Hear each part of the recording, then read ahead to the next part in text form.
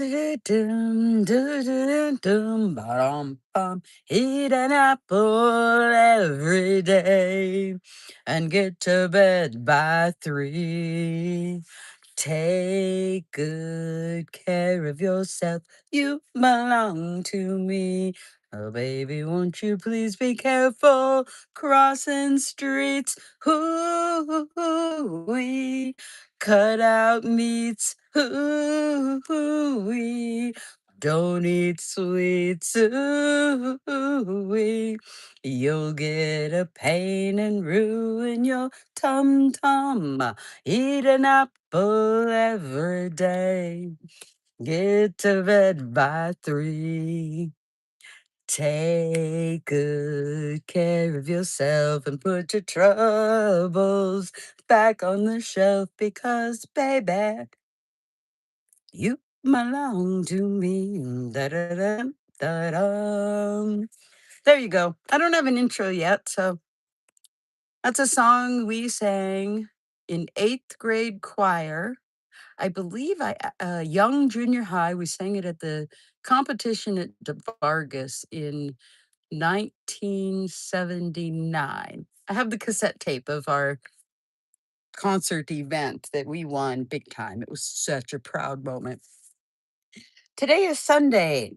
I'm not sure the date, but it's Sunday in June. We're getting ready for 4th of July coming up this week here in Hibbing, Minnesota. It's kind of a little different. We celebrate the 4th of July, but as a city, there's no 4th of July celebration. Nashua, Keewatin, Chisholm, they all have 4th of July celebrations. Actually, Nashua does it on the 3rd, Keewatin does it on the 4th. Is Chisholm? Yeah, Chisholm, I think, is the 4th. I think theirs is the 4th. Hibbing does nothing. Nothing. But know why? Because the next week is the celebration of the creation of Hibbing. In fact, I think it's 250 years this year, the creation of Hibbing, and we celebrate with Jubilee. So we have Jubilee Week. So it's kind of cool. This is the official start date of about 2.5 to 3 weeks of wicked cool fun up here in the Northland of Minnesota. There are camps and cookouts and fireworks, and there is reunions and so many things that are going to be going on in the next 2 weeks. I'm going to kind of clue you in and give you a little bit each day, best I can, to kind of share the difference of a little more rural life. Like last night was Saturday night, and I'm a mile away from the racetrack, from the fairground, well, old fairgrounds, and you can hear it.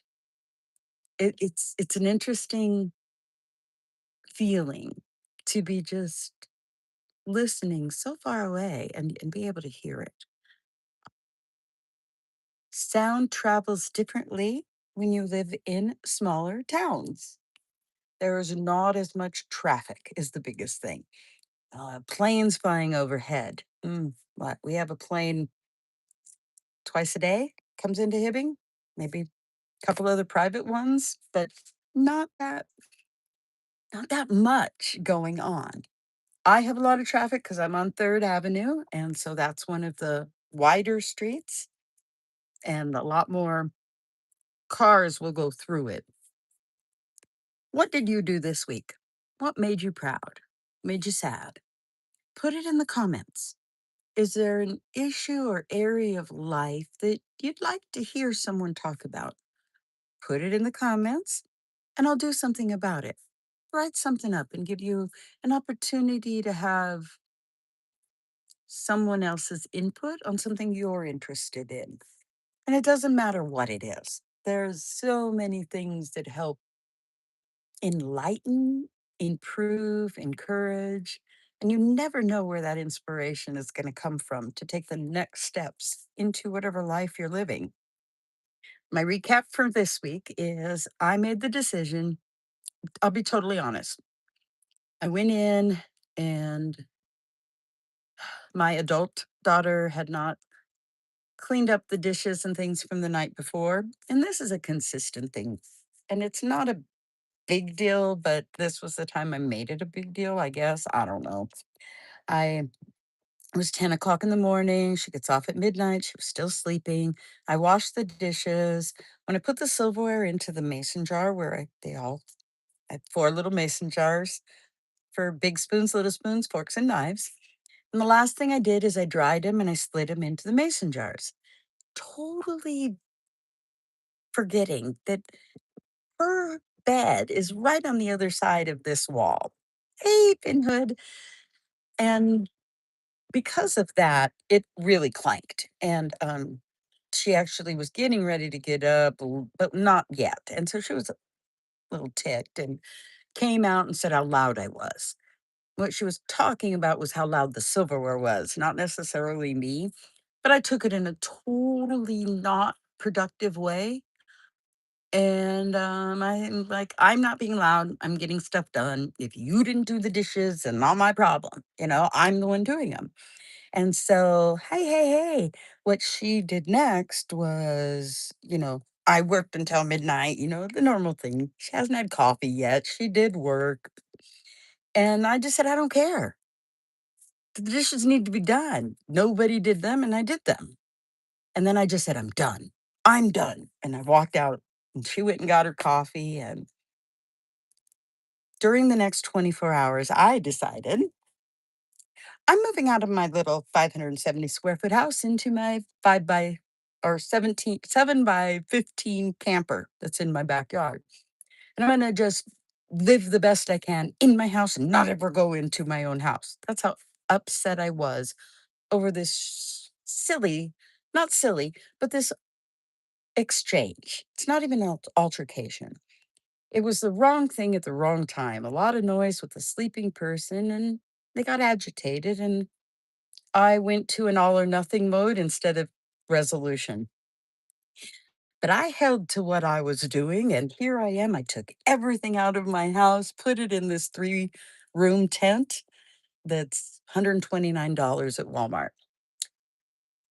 We spent the past 2 days, we did one third and now a second third. We've got a bunch of stuff ready to sell. So we're going to keep it in the tent and get ready for a yard sale. One third left, and this is the tough part because it's hi. It's so good to see you. It's Aji. I hope I pronounced it right. If not, I'll Google get some better diction next time. Pronunciation. So, anyways, this next part is it's like all my stuff, the treasures, the things that you in an ideal world would never part with. But in the real world, you don't always get to keep the things you like. But I'll take pictures of it, and you guys will see it when I do my little yard sale prep and everything. Um, I'm ex- I'm excited about what's happening next, and there's a lot of decisions to be made. And I hate making decisions. I am working hard on improving my executive decision making functions, and they are stunted from a lifetime of being raised Mormon, where all my decisions were made for me on how to live my life. The only little details were my own personality traits, like crocheting versus woodworking or mechanics. My talents were the only things different. I was a little piece that you could just plop in anywhere. I'm not that little piece you can plop in anywhere anymore. Past 5 years, I've learned how to be me, daring to go beyond my parameters that were expected. Now, this is going to be a big afternoon going through that. But this is a recap. So I'm not going to talk about the future. We're going to talk about this past week. The next day after the little thing with my daughter, I actually said, hey, um, how are we, you know, how are we going to do this? What would work better? Shall I move the dishes that we use over to this other side so it's not right next to your head? So that would it be better if I just see what needs to be done and then come back later to do it? It's hard because they're sleeping a lot because they're more the night owl workers and people. I'm up at 5 in the morning. I mean, it's almost 10, and I seriously have almost done a full day worth of work already, and I haven't even started. Um, but my daughter and my grandchildren are not me. Haha. And so I want to be supportive of their life without being enabling. Okay. So that's where regrouping was great. We regrouped. Nobody's mad at anybody. We both understand what happened. But for me, I felt feelers. I felt all kinds of feelers. I felt like I was a bad person for making too much noise. I felt like I'm not doing anything right. It's like I can't do anything right. And none of that was true. It was one moment, a little clanging silverware at the wrong time for someone who was half awake, half asleep, and dreaming of their coffee that they hadn't had yet. So you can see, she's in the house.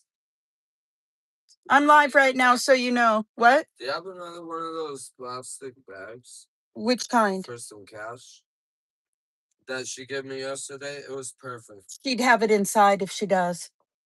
Awesome, awesome. My nephew. I live a life that I never dreamed I'd have. Just I never realized the people in my life and the ones supporting me really until a lot this past week. That little altercation and my all or nothing move out of the house, or I was just gonna leave everything. And in 2 weeks, when my mom goes back to Arizona, go with her and like not come back for a month or two. The silly things your brain does. None of it was to get back at anybody. It was just my own inability to see the situation for as small as it really was. I made it all or nothing and I just woke someone up. That's the biggest thing I struggle with. And this past week, I've lightened up on myself. I don't, I'm not a bad person. I didn't do anything wrong. That's a hard thing to get through to me. All I did was do dishes at 10 o'clock in the morning and woke someone up. And even now, 3, 4 days later, I still have such big feelings about it. My brain hasn't let go of the fact that I feel bad. Now, my adult daughter, almost 40 years old, she had moved on even before she had bought her coffee that morning. That's what I want to learn to do. That's kind of my next steps. So this week, I learned that I can do this. I can do that. I can take a small, simple thing and not make something big out of it. And in the next, hopefully, 48 hours of practicing some new techniques, I can let my brain let go of it. Does that make sense? Because I think all of us hold on to so many things that nobody else even gives a crap about. And we're just tormenting ourselves. Why do we do this? I spent approximately 13 hours of my waking hours this week thinking about that one event of waking someone up with loud silverware. Yeah, that's a little excessive. Yeah, there's better things I know my brain could be thinking of than focusing on that over and over and over again. I know a lot of people like me and they irritate me. I've discovered I've been irritating myself. But that's okay. I learned, I saw it this week, and I feel so different being able to have that success, have that moment where I can sit back and say, I did it. I took one little thing and made it little. I didn't make it big. Well, I did in the beginning, but in the end, it's all good. Next time I'll do better. How about you? Do you have something you're working on that you'd like to do better with? Well, let's talk about it. Put it on in here or put it in the comments if you're on replay. We are all alone, but we're all alone together. So let's see what we can do to help each other work together. Let's see, this past week, what else? Oh, food wise, I have been working on, remember, I gained 20 pounds of winter weight instead of 10. Mm. And then I took a piano apart. Yeah, I did. Took a whole piano apart because, couldn't move it by myself. It's too heavy. So I took it apart. And I believe it released piano dust demons into my living room in the process. And I wasn't wearing a mask. And I had my first COPD flare a few weeks ago, about a month ago. And I recovered from it. But part of the reason the flare happened was because of the extra weight. So down 190.1. Clothes weight, not naked weight. So that means naked weight is probably under 190, but it's a start. My goal for the summer is I'm going to get down to 165 instead of 175. Now 175 will be my new high. Nothing goes over that instead of that being my maintenance. So here we are. The first 5 pounds of 30 are gone. I have made commitments to myself this next week. I have a membership with my insurance at Anytime Fitness, and I am going to go to Anytime Fitness 2 times this week to begin having a better consistency for my physical exercise. I've got workout stuff downstairs. I've got a treadmill and I got one of those, I don't know. It's you can do pull-ups and you can do all kinds of workouts with it and I just love it. It's just a stationary piece. And there's always walking. I love to walk. Right now, I've got all this stuff I'm doing, organizing, getting ready for the yard sale. But the recap for health wise is I maintained taking my medicine correctly. I had one pill that I didn't know. Well, I didn't read it. You need to take it 2 hours before any other sorry, t- 2 hours before any medication and a half hour before or after you eat. Well, for the past 3 years, I've been taking this PPI acid reducer incorrectly. So no wonder I haven't been having any real success with the issues, which has made it miserable. Voila, now this week was the first week I successfully took my medications 100%.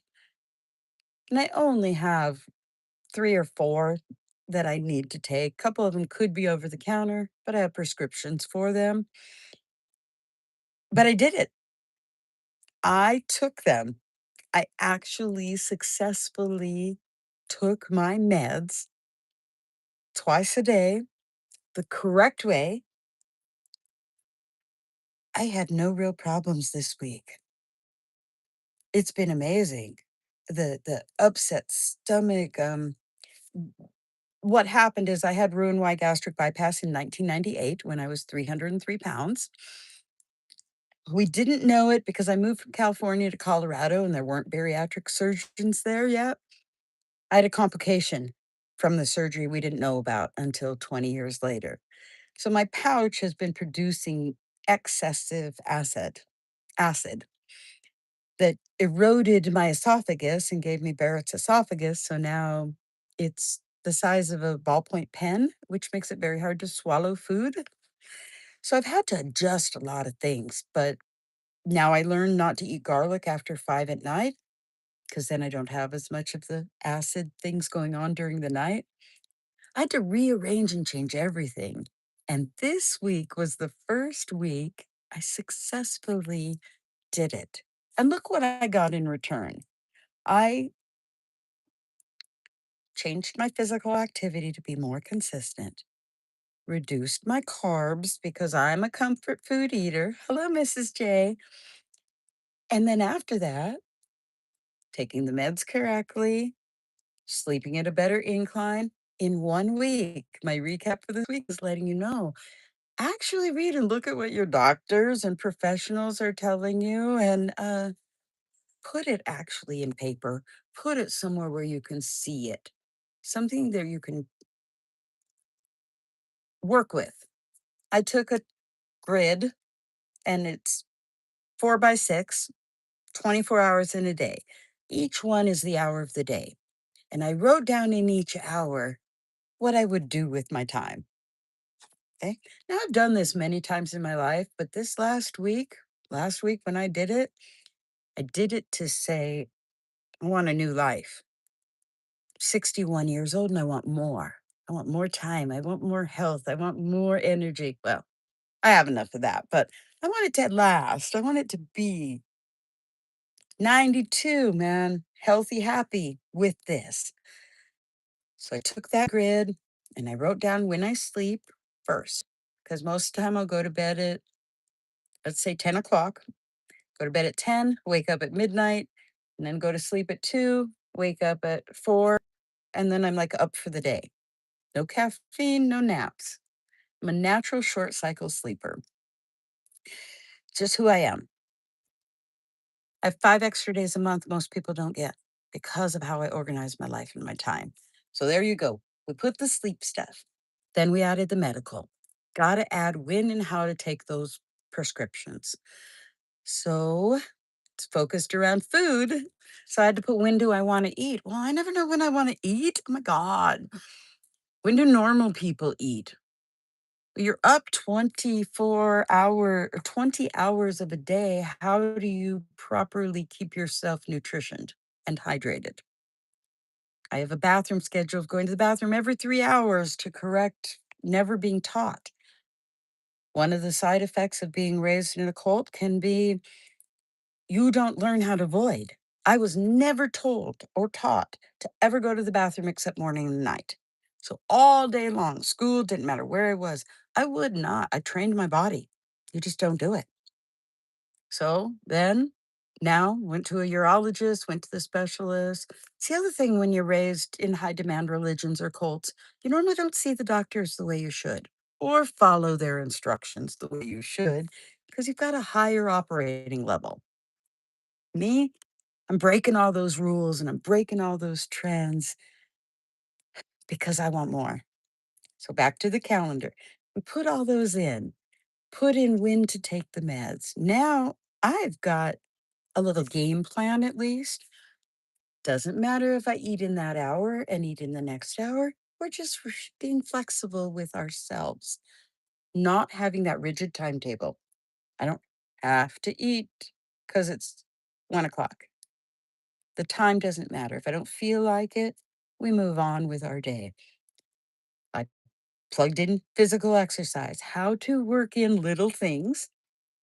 So I did that. We got big things going on with me taking everything out. So we're not doing scheduled workouts last week. We just did life. Next week coming up when this job's done, yeah, I got to get some scheduled physical time in order to do what I want. By having this little grid, you're able to go, this is the time out of one day that there's nothing. I've identified sleep, food, exercise. Now I get to fill in how do I want to live? What do I want to do? How much time do I need with people? Maybe that would be the next step. I don't want to say normal person, but I'd say someone who wasn't raised with high demand religion might be able to put in their time with friends. The old me would have put proselytizing, time to preach, time to convert, time to study scriptures. Instead of scriptures, I get to read books. We'll show you the little books I've got right now.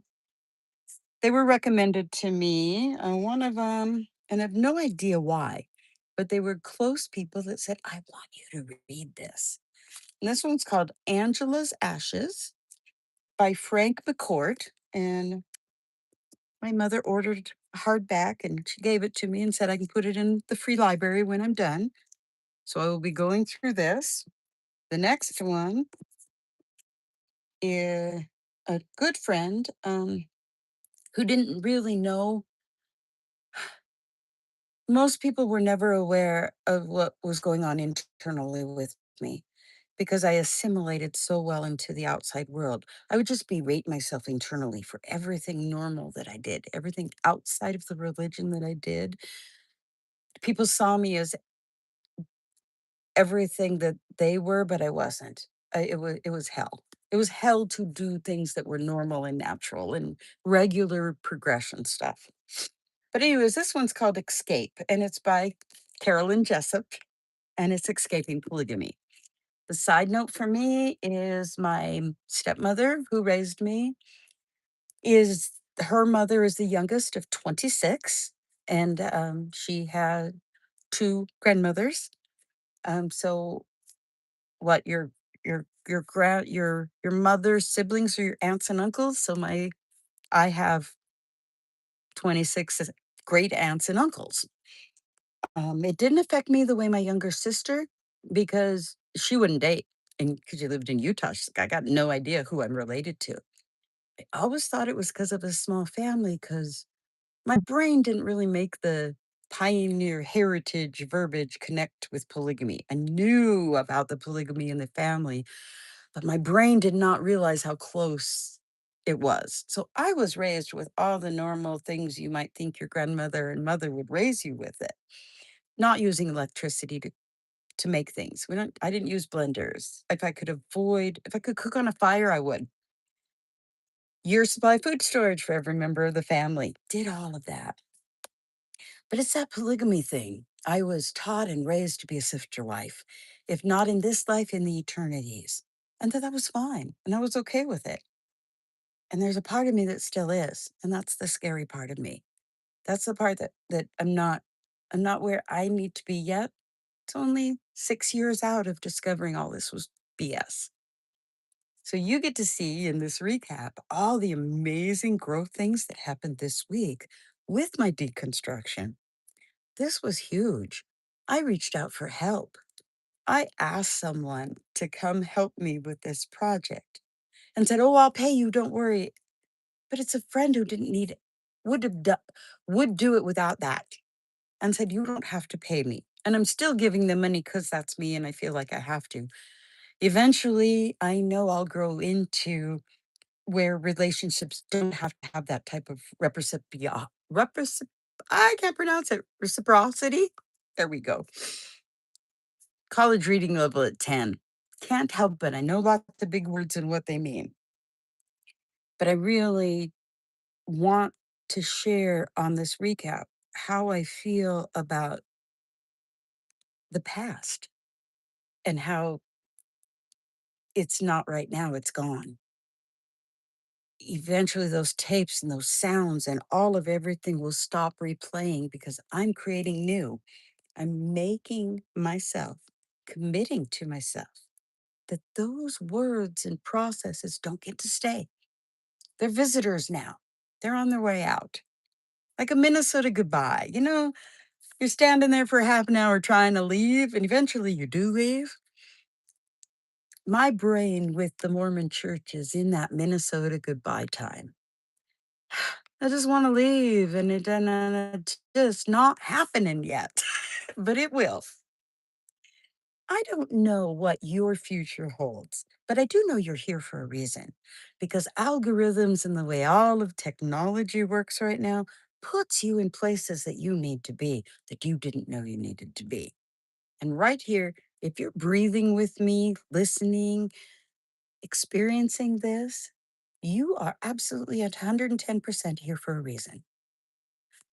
And it might not be for you, it might be for me. And we don't know. We never will. But I'm going to keep being here and doing what I'm doing to share with you. Thank you for the little recap. I plan on doing a Sunday recap every Sunday. And I really want the Sunday recap to be the time where you come back and we talk about all the stuff I put out this week and any weird things that you might go, hey, when you were doing that about that, I'd like more information.